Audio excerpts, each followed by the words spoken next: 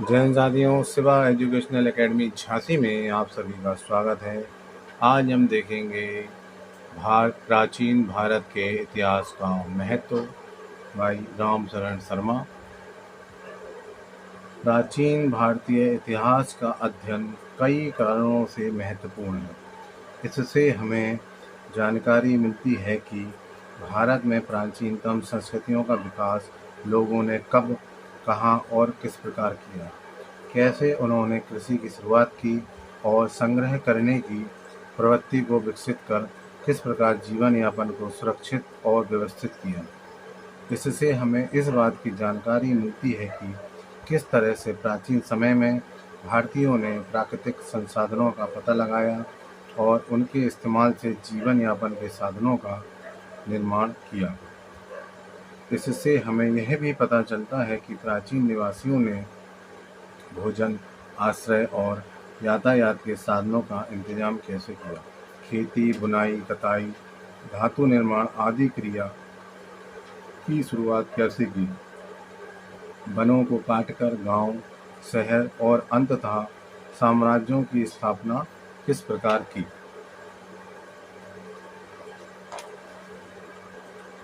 लोगों को दरअसल तब तक सभ्य नहीं माना जाता जब तक वे लिखने का कौशल ना जान लें। आज भारत में लेखन की जितनी भी शैलियाँ चलन में हैं, सब की सब प्राचीन लिपियों से विकसित हुई हैं। वर्तमान समय में प्रचलित भाषाओं के लिए भी यही सत्य है। आज हम जिस भाषा का उपयोग करते हैं, उसका मूल संबंध प्राचीन काल से ही है और वह कई सदियों में विकसित हुई है। विविधता में एकता। विभिन्न रेस ब्रैकेट में प्रजातियों और जनजातीय समूहों के पारस्परिक जुड़ाव की गाथा के कारण प्राचीन भारतीय इतिहास काफ़ी रोचक है। आर्यों के पूर्ववर्ती ग्रीक, इंडो आर्य, सीथियन, हूण, तुर्क आदि ने भारत को अपना घर बनाया। हर जनजातीय समूह ने भारतीय सामाजिक व्यवस्था, कला एवं शिल्प, भाषा एवं साहित्य आदि के विकास में अपना योगदान दिया। ये सारे लोग और इनकी संस्कृतियों के लक्षण इस तरह गुथे हुए हैं कि आज भी इनकी मौलिकता की पहचान स्पष्ट रूप में की जा सकती है।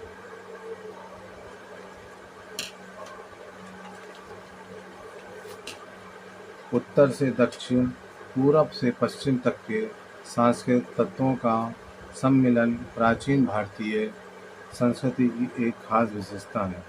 आर्यों को उत्तर में वैदिक एवं पौराणिक संस्कृति तथा आर्यों से पहले की संस्कृति को दक्षिण के द्रविड़ एवं तमिल संस्कृति से जोड़कर देखा जाता है। हालांकि ईसा पूर्व 1500 से 500 के वैदिक ग्रंथों में मुंडा, द्रविड़ और कई संस्कृतेतर शब्द भी पाए जाते हैं। ये शब्द प्रायद्वीपीय और गैर वैदिक भारत से संबंधित विचार, संस्था, उत्पाद और अस्तित्व की ओर इशारा करते हैं। इसी तरह संगम साहित्य कहे जाने वाले प्राचीनतम तमिल ग्रंथों में भी पाली भाषा और संस्कृत के कई शब्द पाए जाते हैं जो ईसा पूर्व 300 से सन 600 तक प्रयोग किए जाते थे। यह भाषा गंगा के मैदानों में विकसित विचारों और संस्थाओं को दर्शाने वाली भाषा थी।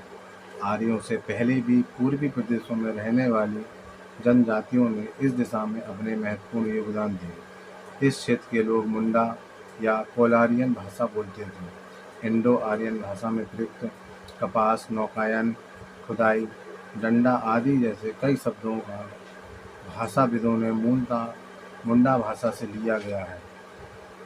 हालांकि छोटा नागपुर के पठारों में मुंडा के कई क्षेत्र हैं, लेकिन मुंडा संस्कृति के अवशेष इंडो आर्यन संस्कृति में प्रचुर मात्रा में विद्यमान है। इंडो आर्यन भाषा में कई द्रविड़ शब्द भी पाए जाते हैं।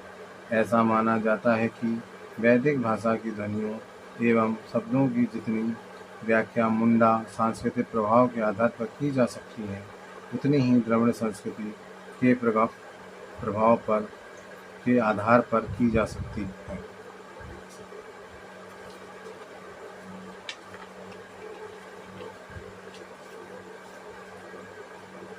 प्राचीन काल से ही भारत कई धर्मों की भूमि रहा है। प्राचीन भारत में ब्राह्मण या हिंदू धर्म, जैन और बौद्ध धर्म का जन्म हुआ, किंतु इन सभी धर्मों और संस्कृतियों ने आपस में सामंजस्य और संवाद स्थापित किया। भारतवासी बेशक भिन्न भिन्न भाषा, धर्म और सामाजिक रीति रिवाजों को मानते हों, लेकिन उनकी नियत जीवन शैली समान है। हमारा देश विविधताओं के बावजूद अपनी अंतर्निहित गहरी एकता को दर्शाता है। यहाँ अतीत काल में लोगों ने एकता के लिए संघर्ष किया। भारतीय प्रायद्वीप भौगोलिक रूप से भली भांति सुपरिभाषित था और इनकी भौगोलिक एकता सांस्कृतिक समन्वय से परिपुष्ट थी। हालांकि इसके भीतर कई राज्य, भाषा, संस्कृति और समुदाय थे और धीरे धीरे लोगों ने प्रादेशिक पहचान विकसित की। जनपद कहे जाने वाले राज्य या क्षेत्रीय इकाई का नामकरण विभिन्न जनजातियों के आधार पर होता था। हालांकि पूरे देश का नाम शक्तिशाली सांस्कृतिक समुदाय आर्यों के कारण आर्यवर्त पड़ा। आर्यवर्त का अभिप्राय उत्तरी और केंद्रीय भारत से था, जिसका फैलाव पूर्वी से पश्चिमी समुद्र तक था। भारत का दूसरा नाम भारतवर्ष या भारत भूमि भी था। ऋग्वेद और महाभारत में भारत की व्याख्या जनजाति या परिवार के रूप में मिलती है, लेकिन महाभारत और उत्तरवर्ती गुप्त काल के संस्कृत ग्रंथों में भारतवर्ष की चर्चा है। दरअसल यह नाम पृथ्वी के 9वें हिस्से के लिए प्रयुक्त होता था और गुप्त काल के बाद इसे भारत के लिए इस्तेमाल किया गया। भारतीय या भारतवासी जैसे पदबंध गुप्त काल के बाद के ग्रंथों में इस्तेमाल हुए हैं। हिंदू शब्द की उत्पत्ति के लिए ईरानी शिलालेख महत्वपूर्ण है।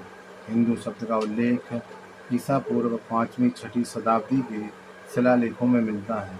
यह संस्कृत के सिंधु शब्द से लिया गया है। ईरानी शब्द में सा ध्वनि बदलकर हा हो जाती है। ईरानी शिलालेखों में हिंदू चर्चा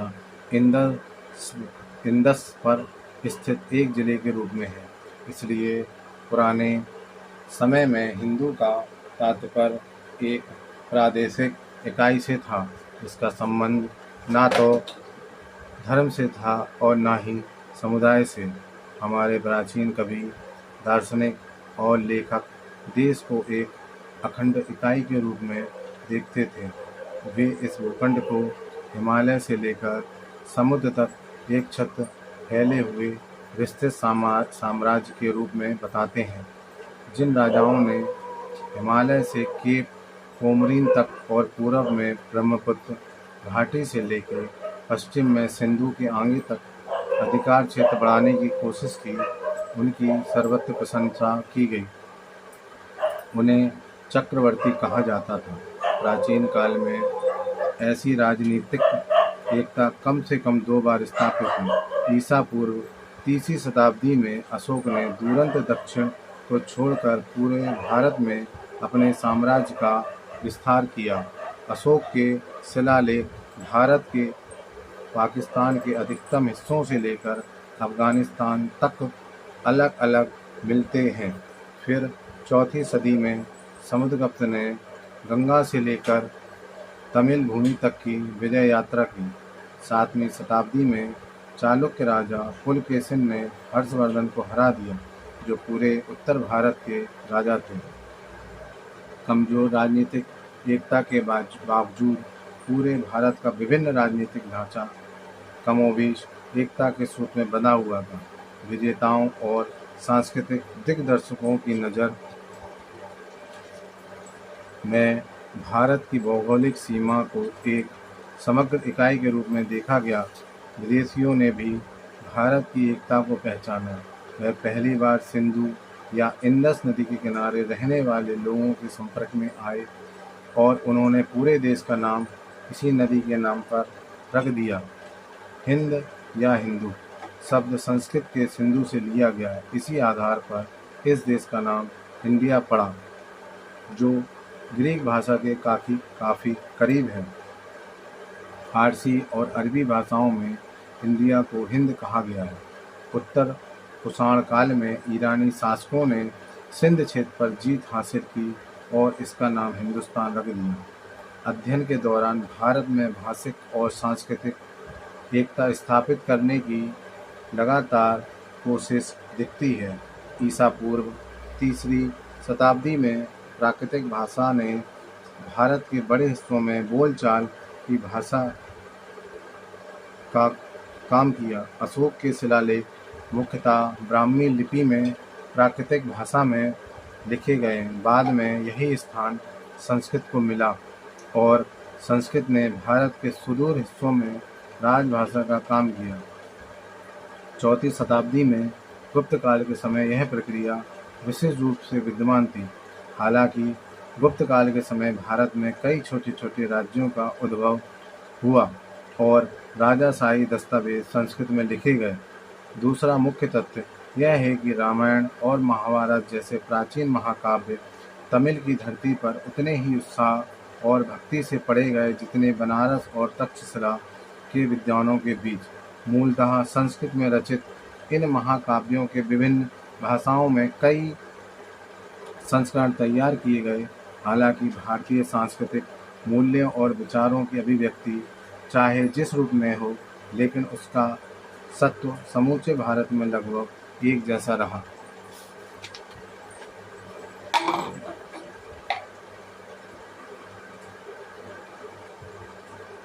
भारत में एक विशेष प्रकार की सामाजिक व्यवस्था के कारण भारतीय इतिहास पर ध्यान देना आवश्यक है। उत्तर भारत में विकसित हुई वर्ण जाति व्यवस्था पूरे देश में फैल गई। इसने ईसाई एवं मुसलमान को भी प्रभावित किया। यहाँ तक कि ईसाई और मुसलमानों ने भी हिंदुत्व की जाति व्यवस्था को अपनाना शुरू कर दिया। वर्तमान के लिए अतीत की प्रासंगिकता। वर्तमान की समस्याओं के मद्देनज़र भारत के अतीत के अध्ययन का महत्व और बढ़ जाता है। कुछ लोग प्राचीन संस्कृति और सभ्यता को वापस स्थापित करना चाहते हैं और कुछ लोग भारत के गौरवशाली अतीत से भावनात्मक रूप से प्रभावित हैं। यह कला और वास्तुकला को संरक्षित करने या उसके प्रति सरोकार रखने से अलग बात है। वे प्राचीन समाज और संस्कृति की पुरानी व्यवस्था फिर से स्थापित करना चाहते हैं। इसके लिए अतीत की साफ और स्पष्ट समझदारी की अपेक्षा है।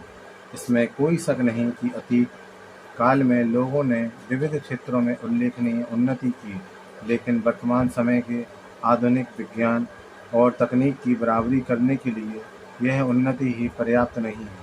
हम इस तथ्य की अनदेखी नहीं कर सकते कि प्राचीन भारतीय समाज में सामाजिक अन्याय भी प्रमुखता से विद्यमान था।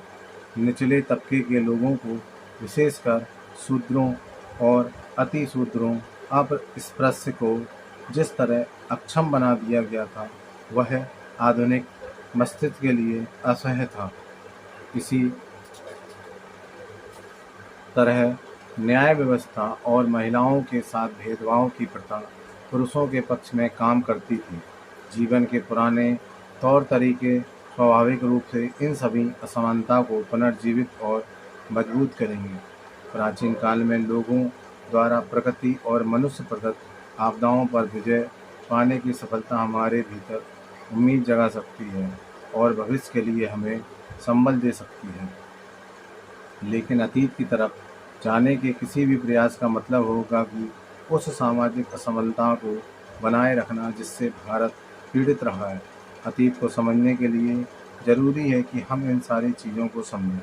प्राचीन काल, मध्यकाल और उसके बाद के अवशेष हमारे वर्तमान में भी मौजूद हैं। पुराने मूल्य, मर्यादा, सामाजिक रीति रिवाज और प्रथा हमारी चेतना में इतने भीतर तक समाये हुए हैं कि उससे आसानी से छुटकारा नहीं मिल सकता।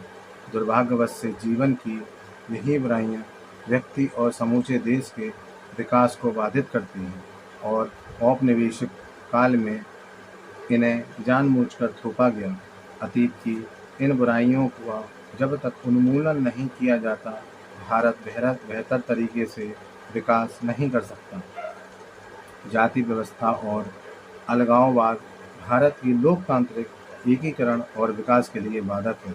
जातिगत भेदभाव एवं पूर्वाग्रहों के कारण शिक्षित लोग भी मानव श्रम का सम्मान नहीं कर पाते और यह सामान्य मसलों पर भी एकीकरण होने से बाधा पहुंचाता है। महिलाओं का मतदान का अधिकार बेशक दे दिया गया, लेकिन परंपरागत सामाजिक शोषण उन्हें समाज में अपनी उचित भूमिका निभाने से वंचित रखता है। समाज के निचले पायदान पर खड़े लोगों के जीवन का सच भी यही है। प्राचीन इतिहास का अध्ययन हमें इन दुराग्रहों की जड़ों को गहनता से जांचने परखने में मदद करता है और जाति व्यवस्था को बनाए रखने, महिला को दोयम दर्जा देने, संकीर्ण धार्मिक अलगावों को बढ़ावा देने वाले कारणों को उजागर करता है। इसलिए प्राचीन भारत के अध्ययन से हमें न सिर्फ इतनी प्रासंगिकता का बोध होता है, बल्कि अतीत के वास्तविक स्वभाव को समझने भी सहायता मिलती है और एक राष्ट्र के रूप में भारत के विकास के मार्ग में उपस्थित होने वाली असली बाधाओं की समझ बनती है। इसका हम कार्यक्रम देखेंगे। ईसा पूर्व 1500 से 500 वैदिक पाठ में उपलब्ध द्रविड़ एवं संस्कृतेतर पद, ईसा पूर्व 300 से सन 600 संगम साहित्य, ईसा पूर्व तीसरी सदी सामान्य भाषा के रूप में प्राकृत 4वीं शताब्दी एवं आगे राजभाषा के रूप में संस्कृत। Thank you.